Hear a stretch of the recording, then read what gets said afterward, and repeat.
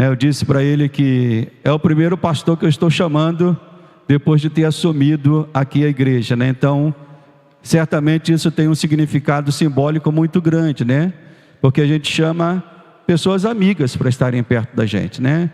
Então, o pastor Roberto Azen é um pastor amigo, pastor que tem pastoreado a igreja da freguesia também há bastante tempo, 26 anos pastoreando a igreja da freguesia, uma igreja viva, uma igreja abençoada. Eu estive lá recentemente, preguei, uma igreja que é celeiros de pastores, né? Muitos pastores, pastor Roberto tem ordenado naquele lugar, né? Filhos daquela igreja. Então isso é um sinal de que é uma igreja abençoada.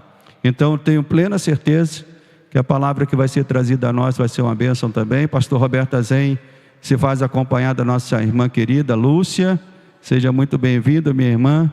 Deus abençoe a vida da irmã também. Pastor, fica à vontade, tem uma Bíblia para ti. Glória a Deus.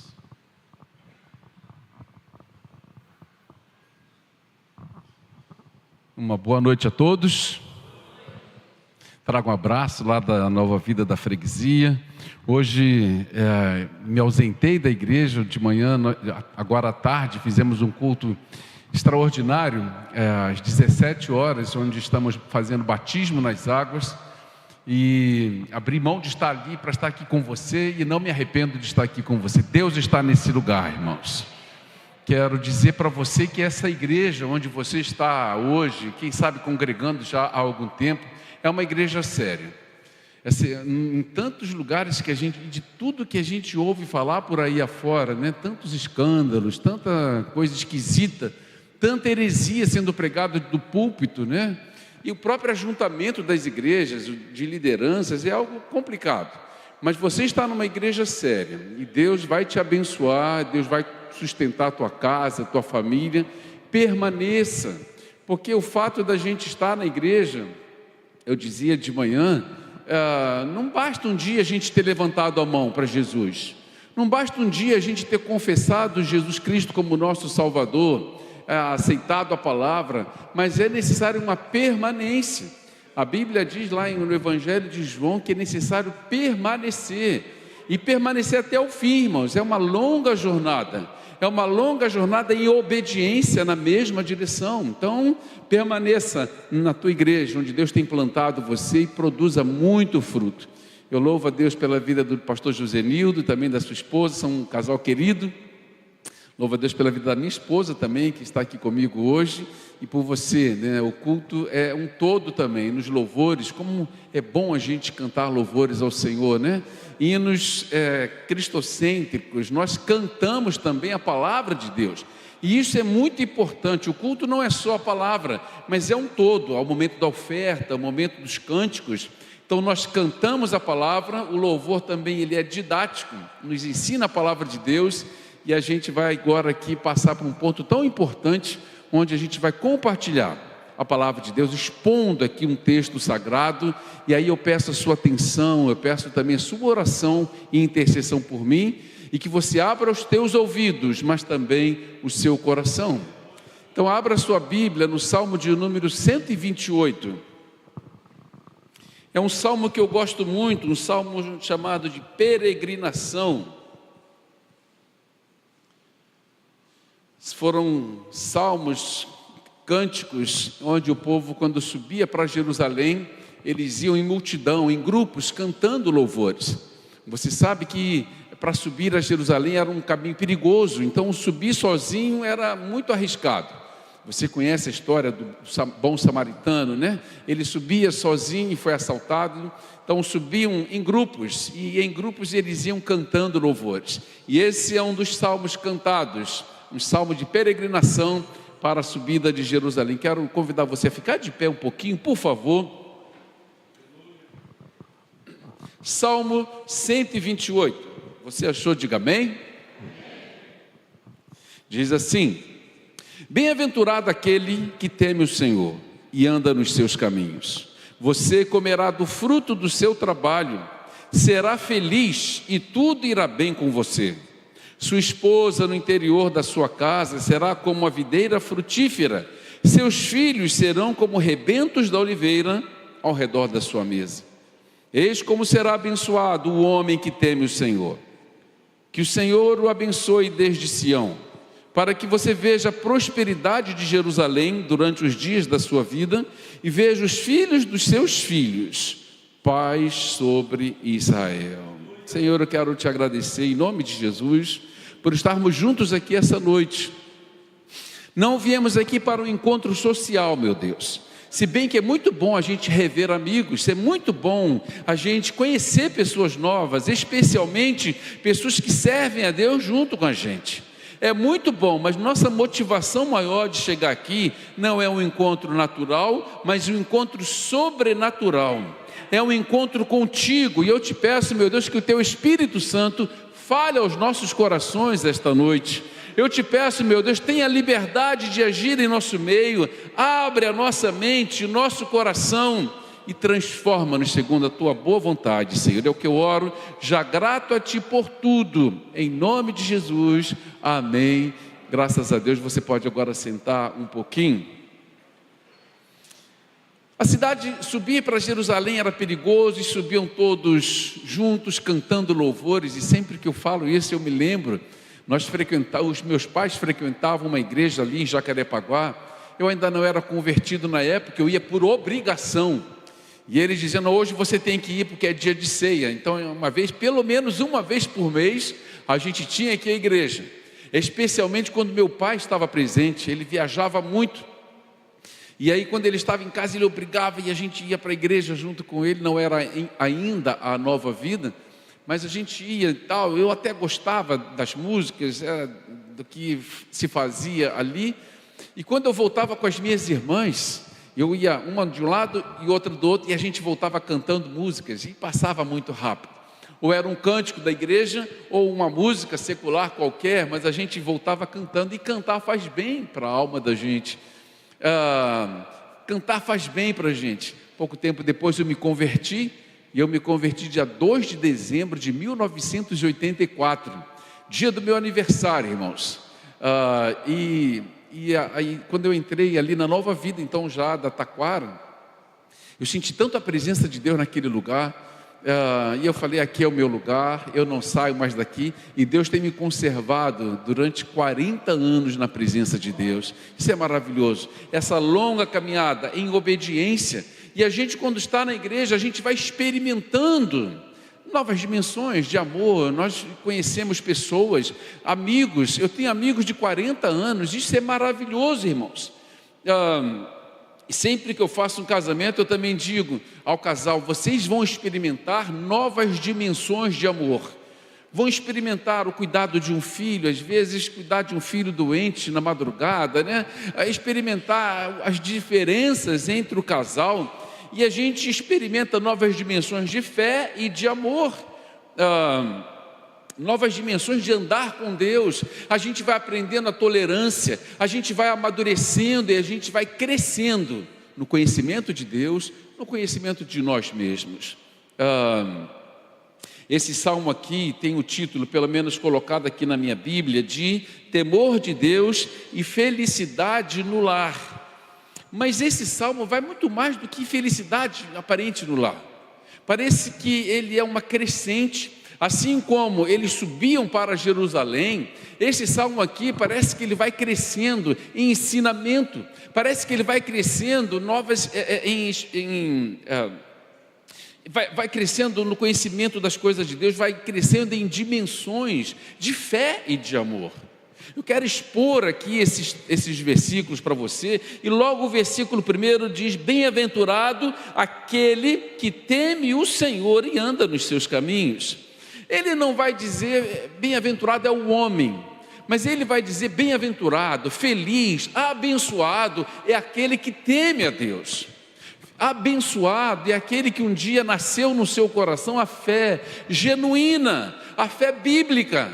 Feliz é aquele que tem o entendimento das coisas de Deus. Abençoado é aquele que teme a Deus, não só o homem, mas a mulher que teme a Deus, não só os adultos, O tema da nossa mensagem de hoje é tratar das famílias, mas não é só o casal, mas todo aquele que teme a Deus, esse é feliz, esse é abençoado.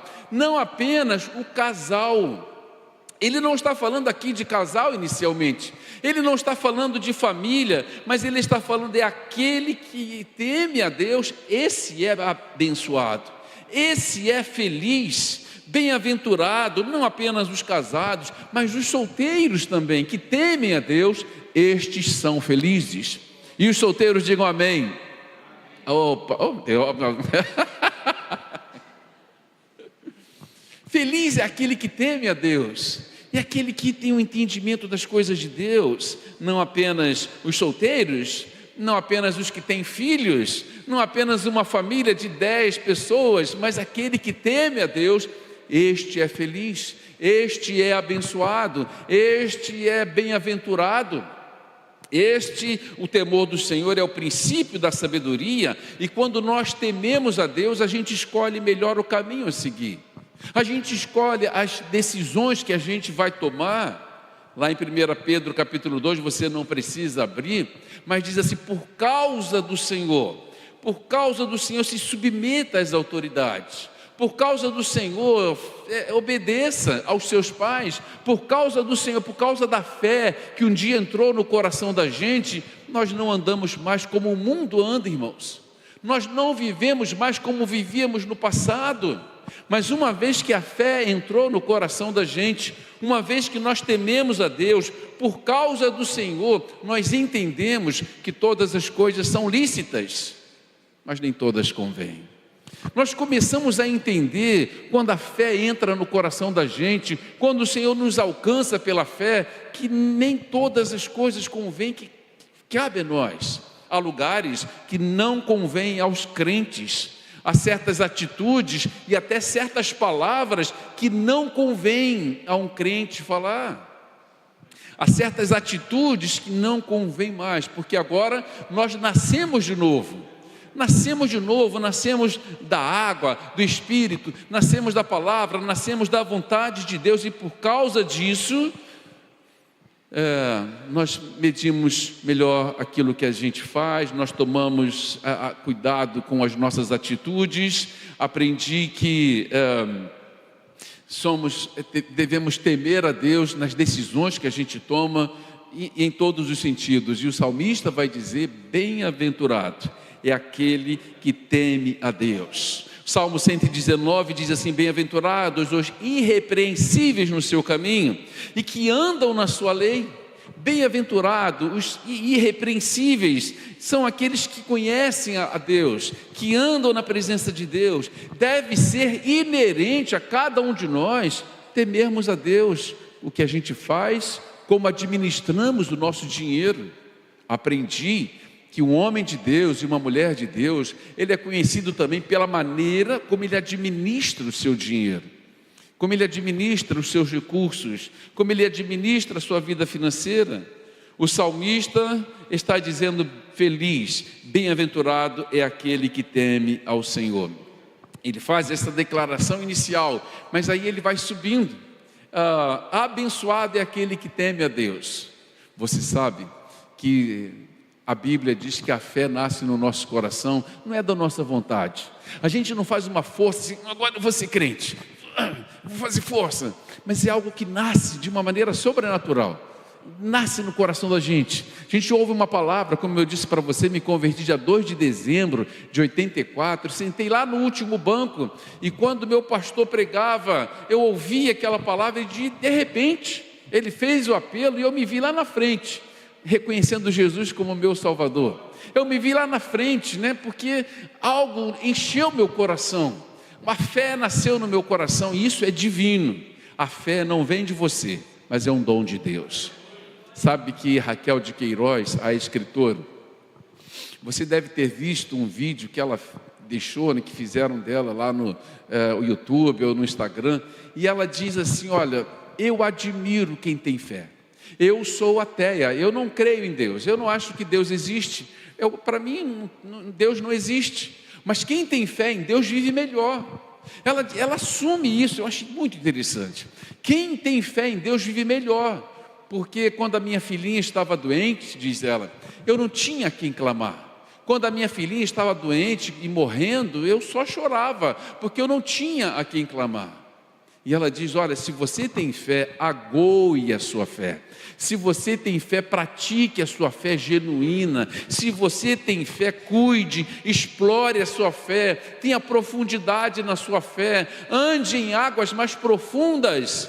Se você crê em Deus, se você é o que o salmista diz, bem-aventurado é aquele que teme a Deus, não seja uma fé superficial, porque aquele que tem uma fé superficial é enganado com facilidade. E são muitos os que estão aí fora procurando uma brecha, procurando um espaço na sua vida para tirar você da presença de Deus. Agoe, cuide da sua fé.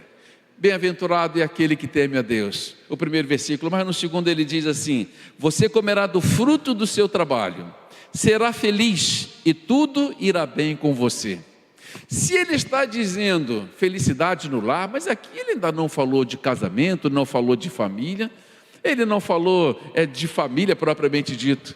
Ele diz, bem-aventurado aquele que teme a Deus, ele será feliz, ele comerá do fruto do seu trabalho e tudo irá bem com você. Ele passa então para um segundo degrau. Ele avança um pouquinho mais, pois o homem temente a Deus, ele é bem-aventurado e o Senhor vai fazer essa pessoa ter o pão de cada dia na sua mesa. E Deus vai fazer essa pessoa conseguir o seu trabalho. Ele diz aqui, feliz será, comerá do fruto do seu trabalho. Antes de casar, antes de escolher a esposa ou o marido, essa pessoa vai ter o seu trabalho, essa pessoa vai comer o fruto do seu trabalho, vai ser bem-aventurada, vai ser bem-sucedida no seu trabalho. Sabe que um jovem, antes de se casar, ele precisa ter os seus estudos, ele precisa pensar muito bem nisso, ele precisa ter com que sustentar a sua casa. Você entende isso? Diga amém. Comerá o fruto do seu trabalho, ele vai saber sobreviver nas dificuldades. Ele é bem-aventurado porque teme a Deus e o Senhor vai abençoar o seu trabalho, o Senhor vai abrir portas, ele vai entender, especialmente os rapazes que são provedores da sua casa, são sacerdotes do seu lar. Ele vai ser bem-aventurado, ele vai ser feliz e tudo irá bem antes de casar, para que quando casar ele continue essa caminhada. O menino e a jovem, o homem e a mulher, antes de casar, eles vão ter o seu sustento, eles vão trabalhar, eles vão ser felizes, eles vão ter o fruto do seu trabalho. Então veja bem, o temor a Deus, comerá o fruto do seu trabalho, será feliz, há um avanço, ele anda um pouquinho mais. O que teme a Deus vai comer do fruto do seu trabalho. E não, é uma coisa muito triste, é alguém que é dependente constante um do outro. A Bíblia diz, que o homem e a mulher vão se casar, se tornarão uma só carne. Por isso deixará o homem pai e mãe e se unirá à sua mulher. Esse deixar é geográfico, esse deixar é um deixar financeiro. Claro que às vezes no início pode até precisar de uma ajuda do papai ou da mamãe, mas isso não deve ser uma constante. Eles devem trabalhar, manter o seu sustento, manter a sua casa. Eles não devem ser dependentes. Alguém que é dependente, sabe aquela pessoa que é sempre dependente de outra pessoa, que sempre precisa de uma muleta? Isso não é saudável. Um homem, um marido, um recém-casado, que a qualquer coisa corre para os braços da mamãe, isso não é saudável. Marido e mulher, eles precisam conversar, eles precisam resolver os seus problemas. Essa coisa de que quando der um problema vai para a casa da mamãe, isso não é saudável, isso não é bom. Mas os problemas surgem e a gente vai vencer e vamos comer do fruto do nosso trabalho, sermos independentes geograficamente, sermos independentes financeiramente, sermos independentes emocionalmente, porque é necessário essa maturidade. Então veja bem que o salmista está avançando, ele está subindo aqui uma ladeira. Bem-aventurado é aquele que teme a Deus, comerá do fruto do seu trabalho, tudo irá bem com você. E ele passa para o 3º versículo: sua esposa no interior da sua casa será como a videira frutífera, seus filhos serão como rebentos da oliveira ao redor da sua mesa. Ele vai avançando. É feliz quem teme a Deus, é feliz aquele que teme a Deus, vai comer o fruto do seu trabalho, vai avançar. Sabe que durante todo esse ano lá na nossa igreja, na freguesia, a gente trabalhou um tema. Eu faço isso todo ano, pastor Josenildo. Eu boto um tema para o ano. E esse ano foi o tema de maturidade. Trabalhamos maturidade espiritual, trabalhamos maturidade pessoal durante todo o ano. E como a gente precisa amadurecer isso constantemente e ensinar sobre isso na igreja. Eu gosto muito de trabalhar o discipulado na igreja, para que os jovens amadureçam, para que conheçam a palavra, para que assumam as suas responsabilidades. Então, será bem-aventurado, vai comer o fruto do seu trabalho. E aí, avançou mais um degrau. Sua esposa ou seu marido no interior da sua casa serão frutíferos. Vão produzir fruto, vão produzir fruto. O homem que teme a Deus e anda nos seus caminhos, quando assume uma esposa, ou quando a mulher assume um marido, eles serão frutíferos, eles produzirão muito fruto. O Evangelho de João, lá no capítulo 15, vai dizer que todo aquele que teme a Deus, esse frutifica, esse produz muito fruto. E o Senhor vai dizer: porque sem mim nada podeis fazer, e o vosso fruto vai permanecer. Esse fruto não necessariamente sejam filhos, porque os filhos são bênção do Senhor, mas há casais que não puderam ter filhos, há casais que não tiveram, ou que os filhos já foram embora, né, já se casaram, ou numa situação semelhante, mas serão felizes, vão comer o fruto do seu trabalho e vão prosperar, e vão produzir fruto. Lá em Pedro vai dizer, fala também de uma maturidade, de um avanço, e vai dizer que devemos associar com a nossa fé a virtude, com a virtude o conhecimento, com o conhecimento o domínio próprio, com o domínio próprio a perseverança, com a perseverança a piedade, com a piedade a fraternidade, com a fraternidade o amor. E essas coisas existindo em nós e aumentando, nos tornam frutíferos. Não nos deixam ser infrutuosos, mas esse vai produzir muito fruto para Deus. E essa é a vontade do Senhor, irmãos, que a gente produza muito fruto. O homem que teme a Deus, sua esposa, seu marido, no interior da sua casa serão frutíferos, serão como os seus filhos, serão como rebentos da oliveira. E algo muito interessante, que a oliveira, né, ela mesmo quando velha e nascem os seus frutos, eles estão sempre ligados ali, e ela sempre vai produzir muito fruto. Sabe que a oliveira, ela é muito mencionada na Bíblia, né, pela longevidade. Você sabe que há relatos de oliveiras de mais de 1.500 anos, 2.000 anos de idade, árvores milenares, porque tem uma longevidade. E o salmista faz aqui essa comparação. Serão como rebentos da oliveira, produzirão muito fruto. Os rebentos da oliveira, a oliveira também que produz a azeitona, né? Que da azeitona vem o azeite, né? Que representa a unção de Deus. Ele vai dizer, o homem que teme a Deus, veja nessa crescente, o homem que teme a Deus, ele é bem-aventurado, ele vai comer o fruto do seu trabalho. Há necessidade de trabalho, há necessidade de empenho. O seu cônjuge vai ser frutífero, o seu cônjuge vai ser uma bênção, os seus filhos serão como oliveiras, serão tementes a Deus, frutificarão para Deus. Ele não está falando essa alegria, né? Certamente os filhos trazem alegria, esses frutos, os filhos trazem uma alegria, mas ele está falando, ele está mais abrangente nisso tudo. Ele abrange, ele amplia a nossa vida com Deus, ele amplia o nosso fruto. Eu e Lúcia não tivemos filhos, mas nós temos mais de 600 filhos lá na nossa igreja, que dão um trabalho danado, mas você nem imagina, né?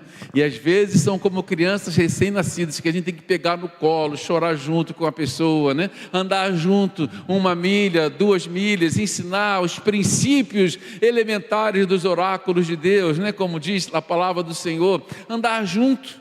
Às vezes filhos dão um trabalho danado, não só os naturais, mas os filhos na fé, mas eles vão ser bem-aventurados, e os filhos dos nossos filhos vão ser bênção do Senhor. Sabe que eu aprendi que o sucesso de um pai não está só em ver o seu filho na presença de Deus, mas em ver os seus netos andando na presença de Deus, ver os seus filhos tementes a Deus, ligados ali na videira verdadeira que é o Senhor, né? Com raízes profundas no Evangelho, com raízes profundas, tendo exemplos dentro de casa, de pai e mãe que servem a Deus, de um marido que é o sacerdote da sua casa, homem temente a Deus, homem que busca o Senhor de todo o seu coração e de toda a sua alma. Ah, irmãos, esse homem temente a Deus, essa mulher temente a Deus, ele abre mão de tantas coisas. Há pessoas aqui certamente que abriram mão de carreiras. Sabe que nós temos, a Lúcia é muito conselheira das jovens lá da nossa igreja, e tinha uma irmã com uma carreira próspera. O seu marido tinha um bom emprego, mas com 2 filhos pequenos, e ela não tinha tempo para cuidar das crianças, irmãos, ela não tinha tempo. Então as crianças ficavam na escola integral ou na casa de um parente, e a Lúcia falou: quanto vale os seus filhos? Quanto vale o sucesso dos teus filhos? Quanto vale... Nenhum sucesso na vida justifica o fracasso do lar. E a Lúcia aconselhou: olha, deixe o seu trabalho por um tempo. O seu marido pode sustentar a casa, ele é capaz, ele pode manter. Ela disse: pode, com as dificuldades. E ela parou de trabalhar uns 4 ou 5 anos. E ela depois veio agradecer: olha, muito obrigado pelo conselho que você me deu.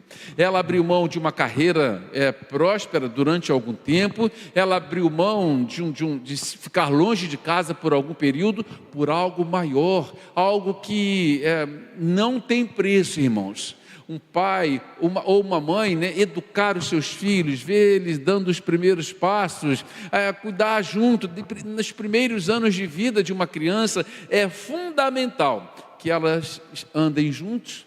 Nenhum sucesso na vida justifica o fracasso do lar. Às vezes o emprego, preste atenção aos maridos, que toma muito o seu tempo, que te força a tomar decisões que ferem a palavra de Deus, que te colocam numa situação de dificuldade para obedecer à voz de Deus. Você tem que repensar sobre isso e começar a orar: Senhor, abre uma outra porta para mim. Senhor, eu não posso continuar nisso porque isso está ferindo a tua palavra, isso está me ferindo. Olha, eu creio que se você pedir a Deus, Deus vai abrir uma porta para você. Eu creio que se esse emprego, se aquele trabalho está fazendo você andar longe da presença de Deus, longe da tua família, se não está valendo a pena, ore a Deus, peça ao Senhor, e certamente o Senhor vai abrir uma situação, Ele vai abrir uma porta. O mundo mudou, irmãos. A igreja mudou, até a maneira de pregar. Existem aqueles que querem mudar a Bíblia, que querem transformar a maneira como nós cultuamos a Deus, não só pintando as paredes de preto, isso é o de menos, mas com um ensino que fere a tantos coaches que estão nos púlpitos, e ao invés de ensinar a palavra de Deus, ensinam técnicas de sucesso, ensinam técnicas que não são bíblicas. Há tantos que estão do púlpito da igreja ensinando técnicas psicológicas, né, fazendo as pessoas pensarem melhor psicologicamente, mas fugindo do padrão bíblico. E a gente precisa pensar muito nisso.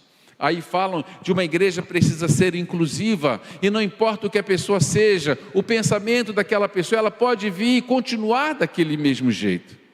Sabe que há pessoas que dizem assim: não, tem um versículo que deve ser muito respeitado: vinde como estás.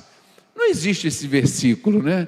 Venha, vinde a mim, disse o Senhor, os que estão cansados e sobrecarregados, e eu vos aliviarei. Mas o Evangelho, ele não só informa, mas o Evangelho transforma também a nossa maneira de pensar. O Evangelho transforma, irmãos, a nossa maneira de enxergar a vida, a maneira de tratarmos a nossa família. O Evangelho transforma a nossa maneira de ser. Por causa do Senhor, lá em Romanos vai dizer, transformai-vos pela renovação da vossa mente e experimenteis qual seja a boa, agradável e perfeita vontade de Deus. Tendo conhecimento das coisas de Deus, nós precisamos andar segundo Deus. O mundo mudou, irmãos. Sabe que antigamente as comunidades eram feitas ao redor de uma igreja.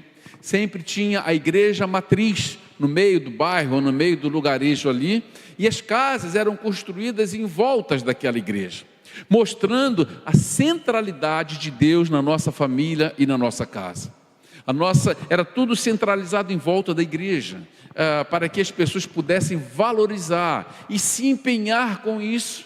Há pessoas que tornaram a igreja um acessório, não tem nenhum compromisso com a igreja, são franco-atiradores, e elas vêm na igreja vez ou outra, elas vêm na igreja, não tem responsabilidade, não tem compromisso, mas no passado isso era diferente. As pessoas abraçavam a fé, faziam parte da igreja, assumiam responsabilidades, assumiam compromissos com a sua fé, e isso era levado para dentro da sua casa e da sua família. Eu vi um filme há algum tempo atrás, e o filme mostrava dois homens que vieram do passado, talvez do século XVI ou do século XVII, e aí eles estavam no futuro, e estavam agora dentro de uma igreja no século XX, no século passado, e eles olhavam como é que as pessoas adoravam a Deus, como elas cantavam, e alguns cantavam assim, olhando para o chão, olhando para as unhas. Hoje em dia, alguns cantam até mexendo no celular e fazem o seu culto, né, com uma divisão de atenção. Lá na igreja nós temos vários quadradinhos no teto. Eu falo, alguns vêm para cá e ficam contando quantos quadrados tem no teto. E o louvor está lá, uma bênção. O povo, os músicos cantando louvores, hinos maravilhosos, mas há alguns que estão pensando nos seus compromissos da segunda-feira, nas contas que tem que pagar. Você viu a música que a gente cantou agora? Deus trabalha por aqueles que nele esperam, irmãos. Deus trabalha por aqueles que nele confiam, e quando nós confiamos em Deus, o amanhã Deus proverá.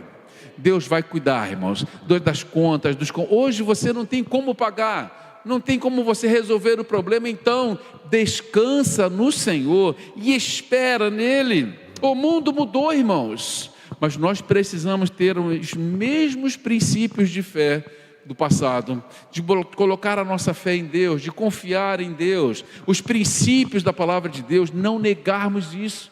As igrejas estão inclusivas, e de qualquer jeito, todo maluco, e tem igreja para tudo quanto é tipo de gente, irmãos. Tem igrejas dos excluídos. Sabe que no século XV surgiu um homem chamado Pico della Mirandola, um filósofo lá do século XV, e ele foi registrado que em meio a uma oração que ele fez a seguinte oração: em Deus nós podemos ser o que quisermos ser. E aí eu fiquei analisando essa frase. Eu vi o pastor Hernandes Dias Lopes, né? Você conhece ele muito bem, né? E ele orava assim: olha, não desista dos teus sonhos, dos teus projetos, trabalhe isso com Deus, trabalhe isso. E aquilo falou muito forte ao meu coração, porque nós temos planos e projetos que estão difíceis, mas nós não devemos desistir dos nossos sonhos, e aquilo falou muito ao meu coração. E essa frase aqui, desse filósofo, nós podemos ser o que quiser ser, ela é usada hoje de uma maneira muito ruim, muito, muito maligna. Ele falou aquilo para não abusar do livre-arbítrio, né? De você buscar, na sua época, ele trabalhava aquilo ali, né? Mas a frase, podemos ser o que quisermos ser, hoje é usada para tanto tipo de patologia. aos que definem o seu gênero sexual. Eu nasci homem, mas eu não me sinto homem, quero ser mulher. Eu nasci homem, mas eu me sinto como um cachorro, e cada vez pior, irmãos, o mundo aí fora. Eu nasci homem, mas eu me sinto como um lobo. Eu nasci homem, eu nasci ser humano, mas eu me sinto como uma árvore. Eu vi um vídeo de um homem esses dias, e ele, nem sei mais do que ele se considera, porque ele mudou todo o seu corpo. Ele tirou os lábios superiores, tirou a orelha, ele se encheu de tatuagem no seu rosto, no seu cabelo, dividiu a língua, ele fez coisas terríveis, porque ele não se sente um ser humano, irmãos, ele se sente um rejeitado, e hoje em dia, essas coisas estão muito comuns. Eu vi um filme de uma clínica que trabalhava, pessoas que se sentiam animais, e tinha um lá que se sentia um lobo e que queria ir para a floresta. Só essas coisas que a gente vê por aí afora, essas coisas estão aumentando cada vez mais, e nós vivemos uma sociedade patologicamente doente, mas nós cremos que nós somos a imagem e semelhança de Deus, irmãos. Ele nos fez a imagem e semelhança do Senhor, e a frase que foi dita de uma maneira tão limpa, ela tem uma influência maligna, e qualquer um pode ser o que quiser ser. Temos que ter muito cuidado com isso, porque ninguém pode ser feliz de fato e de verdade, longe daquilo que Deus planejou para nós sermos. Ninguém pode ser feliz, ninguém pode ser bem-aventurado ou bem-sucedido de fato e de verdade, longe de um caminho que Deus traçou para a gente seguir. Nenhuma família pode ser feliz de fato e de verdade, longe dos planos de Deus, do planejamento de Deus, do ensinamento das coisas de Deus. Por isso a necessidade de nós conhecermos o texto sagrado, ver onde o Senhor está querendo nos conduzir e abraçarmos a fé. O mundo mudou, os seus princípios destrutivos continuam o mesmo. Nós vivemos numa sociedade laica, onde a igreja não pode influenciar no Estado, mas muito mais do que laica, nós vivemos numa sociedade anticristã, irmãos. Nós vivemos num tempo que já os sociólogos dizem que vivemos num tempo pós-cristão, onde existem os remanescentes. Eu e você somos esse remanescente, irmãos, e nós vamos permanecer fiéis até a volta do Senhor Jesus. Ele virá e nos encontrará fiéis a Deus, tementes a Deus. Fala aos jovens e aos adolescentes que devem permanecer nos princípios da palavra de Deus, temer a Deus e andar nos seus caminhos. E daqui para frente, não só os adolescentes e os mais velhos, os que estão na segunda ou terceira idade, temer a Deus. Sabe que Salomão, lá no fim da sua vida, escrevendo lá o livro de Eclesiastes, ele vai dizer: de tudo que eu aprendi, de tudo que eu vivi, eu ensino para vocês, temam a Deus. Temam a Deus e andem nos seus caminhos. Não há melhor caminho para a gente estar do que na presença de Deus. Nos esforçarmos, nos empenharmos por estar nesse caminho, irmãos. É com esforço, sim, é com dedicação, é com o exemplo que a gente vai deixar aos nossos filhos, o exemplo que a gente vai deixar às pessoas à nossa volta, o fruto que a gente vai deixar para aqueles que estão à volta da gente. Sabe o que eu aprendi? Que existe uma diferença entre legado e herança. Herança é quando você deixa algo para alguém, e legado é algo que você deixa em alguém. É quando você consegue transmitir algo para a pessoa, personalíssimo, e aquela pessoa abraçando aquilo que ela recebeu, o ensinamento, o exemplo que ela recebeu de alguém, ela vai ser transformada. Porque as coisas que a gente tem, irmãos, vão ficar por aí. Você não vai levar para a eternidade as conquistas que você teve aqui na terra. No caixão para onde eu vou e você vai, daqui a algum tempo, tomara que demore bastante tempo, ele não tem gavetas. Nós não vamos levar nada daqui, irmãos, mas nós podemos deixar muita coisa para aqueles que vão ficar à nossa volta. Nós podemos deixar um legado na vida daqueles que estão à nossa volta, do fruto do nosso trabalho, do fruto de tudo que nós vivemos, de tudo o que nós conhecemos, guardar o temor a Deus. E aí o salmista vai terminar o seu salmo aqui brilhantemente: que o Senhor o abençoe desde Sião, para que você veja a prosperidade de Jerusalém durante os dias da sua vida, e veja os filhos dos seus filhos, paz sobre Israel. Uma família bendita, uma família expressiva, uma família que almeja sucesso, deve ser uma família que teme a Deus. Uma igreja relevante, ela é feita por famílias relevantes. Uma família que quer ser relevante, ela precisa ter certos princípios norteados no coração dos seus filhos, dos seus netos. E aí, quando você for velho, você vai olhar para frente e você vai dizer: valeu a pena eu servir a Deus. Valeu a pena o empenho que eu estive durante toda a minha vida. Você vai dizer: valeu a pena servir a Deus em cada momento das dificuldades, nas lutas. Valeu a pena temer a Deus. E é uma promessa do Senhor, que o homem que teme a Deus, ele vai ser bem-aventurado, ele vai ser feliz, e onde ele for, ele vai produzir muito fruto, porque ele anda com o Senhor. Uma família relevante não é só os recursos financeiros que contam, não é só ter claro que todo mundo trabalha para isso, para dar o melhor para a sua casa, mas o melhor que alguém pode dar para os seus é o ensinamento da palavra de Deus, são os exemplos e os princípios. O sucesso de um pai vai ser em ver os seus filhos no temor do Senhor, vai ser em ver os seus discípulos temendo a Deus durante toda a sua vida. Feche os seus olhos e curve a sua cabeça. Eu não sei como é que você chegou aqui esta noite. Talvez você até esteja na igreja já há algum tempo. Eu falei de Samuel lá de manhã no nosso culto, lá na freguesia. E Samuel foi um menino muito temente a Deus, fruto de um milagre. Mas quando Deus o chamou, ele não conhecia a Deus. Ele estava no templo, ele dormia perto da arca da aliança, mas ele ainda não conhecia a Deus. E alguns estão na igreja, e alguns estão, até têm responsabilidade na igreja, mas não conhecem a Deus, ainda não conhecem o Senhor.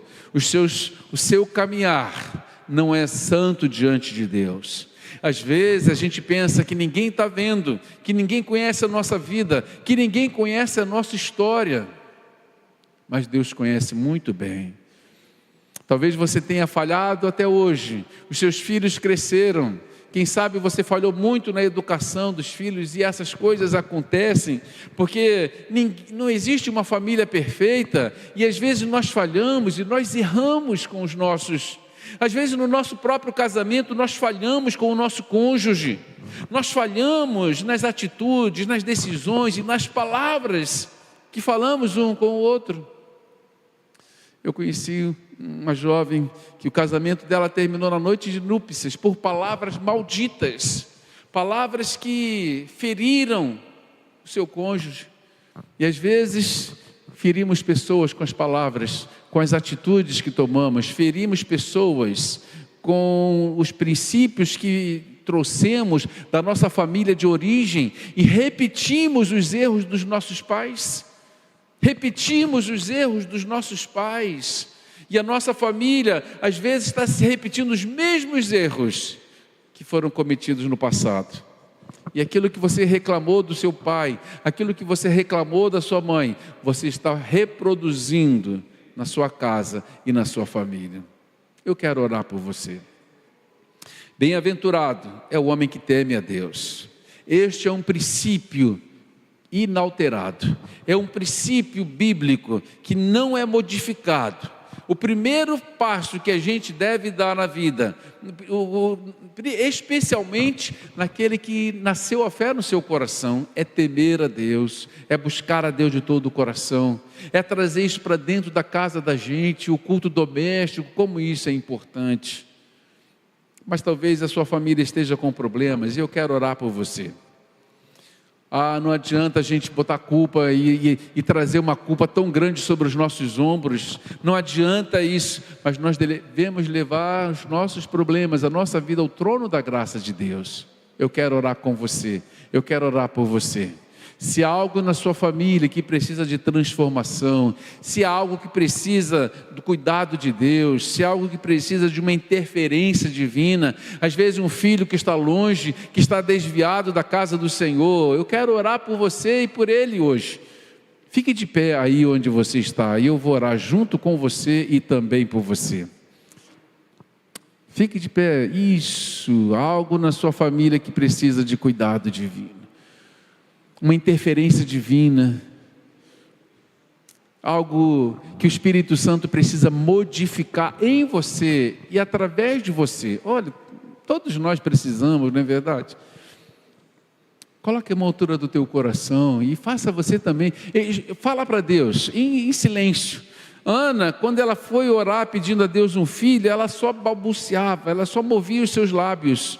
E Deus ouviu a oração de Ana. Deus vai ouvir a tua oração também. Peça a Deus hoje pelo teu pai, peça a Deus hoje pela tua mãe, peça a Deus hoje pelo teu filho, pelo teu marido, pela tua esposa, que possam frutificar e que possam avançar no conhecimento da fé, no conhecimento do Senhor, nos princípios que devem nortear a nossa vida. Coloque a mão à altura do teu coração e faça esta oração. Peça a Deus: Senhor, trabalha na minha família, trabalha na minha casa. Está tão difícil, Senhor, a convivência lá dentro de casa. Está tão difícil a convivência com o marido. Está tão difícil a convivência com o filho. Está tão difícil a convivência com meu pai. E eu não vou amaldiçoar, e eu não vou tomar decisões que ferem a palavra, e eu não vou fugir da palavra, eu não vou fugir de casa, mas eu peço a Deus que entre na casa, no meu lar. Eu peço a Deus que entre, peça isso a Deus: Senhor, entra no meu casamento, no meu noivado. Peça a Deus: Senhor, confirma o meu casamento, se realmente é da tua vontade. Senhor, abençoa as minhas decisões. Senhor, por causa do Senhor, eu coloco diante de Ti as decisões que eu preciso tomar a partir de hoje, que eu preciso tomar, meu Deus, para nortear a minha vida, para circundar a minha vida dentro da palavra de Deus. Senhor, entra na minha vida, no meu trabalho, porque, Senhor, está difícil, o salário está tão difícil, não dá nem para, parece que é colocado num saco furado e vai embora. Senhor, abençoa o meu trabalho, abençoa o emprego, o salário do teu servo, Senhor. E se esse emprego não é mais para o teu filho, Senhor, se esse emprego não é mais para ele estar ali, está fazendo ele pecar ali, Senhor, tem alguém ali naquele trabalho que está tentando contra o teu filho, contra a tua filha, se insinuando, Senhor. Senhor, traz proteção ao teu servo, a sua mente, o seu coração. Eu te peço, meu Deus, livra do adultério, livra, Senhor, das práticas que não te agradam, Senhor, em nome de Jesus. Senhor, pessoas lá no trabalho têm tentado influenciar a tua filha com um ensinamento moderno, mundano, Senhor. Está tentando destruir coisas preciosas que foi ensinado há tanto tempo. Se necessário for, meu Deus, que esse emprego seja tirado do teu filho. Se necessário for, meu Deus, que esse emprego passe, que o teu filho possa até pedir demissão ali, Senhor, e ir para um novo lugar, talvez ganhando até um pouco menos, mas vai ter paz ali naquele lugar, a tua presença vai estar ali. Senhor, se necessário for a tua filha sair do trabalho para cuidar do seu filhinho, Senhor, se necessário for, mostra que ninguém seja movido aqui pelas minhas ideias e as minhas opiniões, mas que o teu Espírito Santo possa falar claramente aos corações, que tu possa falar claramente, Senhor, a esse pai que não fala com o filho, essa mãe que está brigada com a nora, com a filha. Pai, em nome de Jesus, que haja harmonia dentro da casa da gente, que haja paz, Senhor. Eu te peço, Senhor, em nome de Jesus, essa diferença entre pai e filho, Senhor, há alguns aqui que estão brigados com pessoas da sua família, com irmãos, há alguns aqui que precisam liberar o perdão e até pedir perdão para alguém. Senhor, em nome de Jesus, que o perdão possa reinar nesse coração, que o perdão possa fazer parte dessa vida, meu Deus. Eu te peço, Senhor, pelo relacionamento do teu filho com a sua noiva, que seja um relacionamento santo. Eu te peço, Senhor, pelos namorados, que tenham um namoro santo. Mas eu te peço também, meu Deus, se há alguém aqui com um relacionamento com pessoas que não são do agrado do Senhor, até um relacionamento fora do seu casamento, Senhor, que acabe hoje isso, Senhor. Que acabe hoje isso, Senhor, em nome de Jesus. Que o teu filho e a tua filha possam se ver livre, ainda que não tenha acontecido nada, mas uma insinuação. Senhor, que o teu filho, a tua filha se posicione diante do Senhor, diante da sua fé, e possam andar em novidade de vida. Meu Deus, que meu irmão possa avançar ainda mais no conhecimento das coisas de Deus, que meu irmão, que a minha irmã possa avançar, assim como o salmista, ele crescia ali em santidade, em conhecimento, temendo a Deus, tendo o sustento próprio, cuidando da sua esposa, do seu marido, cuidando dos seus filhos, e vendo a paz sobre a sua cidade, e vendo a paz vindo dos céus. Que venha também, Senhor, sobre esse teu filho, sobre essa tua filha. Senhor, não importa o pecado que tenham cometido, tua palavra diz que quando o Senhor nos perdoa, os nossos pecados são lançados no mar do esquecimento, que o Senhor não se lembra mais, mas que haja uma transformação, que haja não só a informação das coisas de Deus, mas que meu irmão saia daqui esta noite transformado pela palavra de Deus, pela palavra que transforma a nossa mente e o nosso coração, e a fé que um dia nasceu no nosso coração. Não sejamos como a Raquel de Queiroz, que não teve fé, e ela até admirava os que tinham fé, Senhor, mas ela mesma não tinha. Mas, Senhor, nós te louvamos, porque um dia a fé nasceu no coração da gente. Pode ter sido tão pequenininha como um grão de mostarda, mas essa fé é crescente, Senhor, e ela vai dar muito fruto na nossa vida, Senhor, na nossa casa, no nosso casamento, e as pessoas à nossa volta vão nos reconhecer como família bendita do Senhor, como bem-aventurados, como santos do Senhor, e nada vai faltar dentro da nossa casa, Senhor, e nós vamos ver os nossos filhos, e os filhos dos nossos filhos andando na Tua presença. Nós vamos ver os nossos discípulos, e os discípulos dos nossos discípulos, servindo ao Senhor. É o que eu oro grato, em nome de Jesus, amém. Vamos dar uma salva de palmas ao Senhor. Glória a Deus, glória a Deus. Vamos ficar todos de pé, pastor Josenildo. Glória a Deus, obrigado pela oportunidade, muito bom conhecer você. Amém. Glória a Deus. Obrigado, pastor. Irmãos, família é o lugar onde mais a gente se alegra, mas também é o lugar onde a gente mais sofre. As dores mais agudas que alguém pode passar são dores que se passam dentro da família. É ou não é, meus irmãos? É ou não é? Talvez você tenha passado dores agudas no meio da família. Então, obrigado, pastor Roberto, por nos lembrar que há uma crescente que a gente tem que fazer.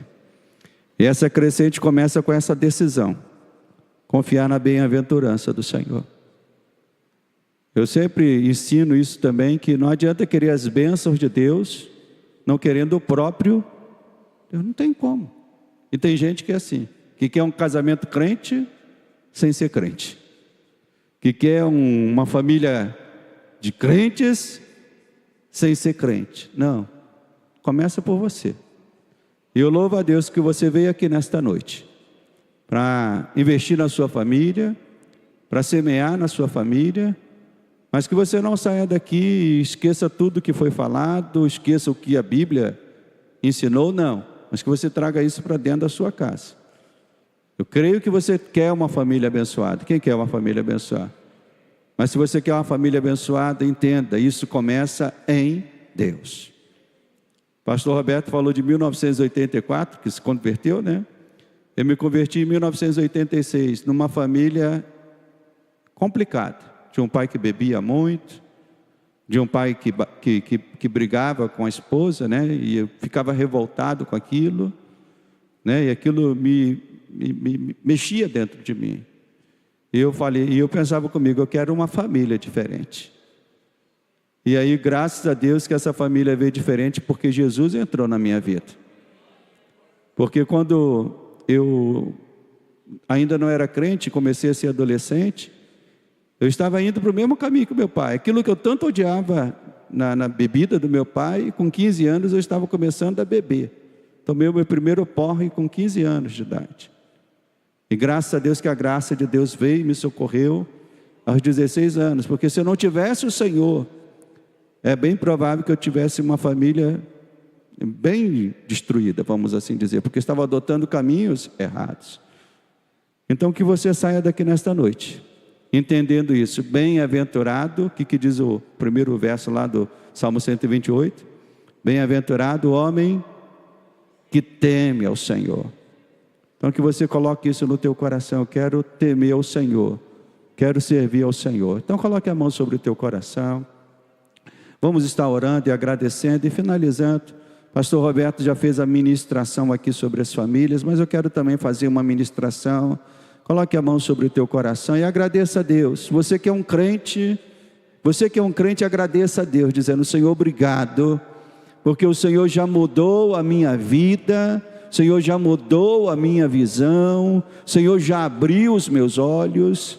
E você que está aqui nesta noite, que ainda não tomou este passo de fé, entenda que tudo vai ser transformado na tua vida, quando você tomar este passo de fé. De caminhar no Senhor, de servir ao Senhor, de amar o Senhor de todo o teu coração. Por isso, meu Pai, ajuda este irmão, ajuda este amigo, ajuda este familiar, meu Pai, a não te servir de longe, Senhor, a não te servir como, o Deus da minha mãe, o Deus do meu pai, o Deus do meu irmão, não, mas que este amigo que entrou aqui nesta noite possa sair daqui dizendo: o meu Deus, o Deus que eu quero servir, o Deus que eu quero andar na presença dEle todos os dias da minha vida. Por isso, Espírito Santo, trabalha nesta vida, nesta noite. E nós te agradecemos, Senhor, por cada família que entrou aqui. Abençoa os casamentos, abençoa os filhos que estão aqui, abençoa os netos, Senhor, que toda a geração dos teus servos sejam abençoadas, Pai, para a glória e louvor do Senhor. Amém e amém. Nós vamos dar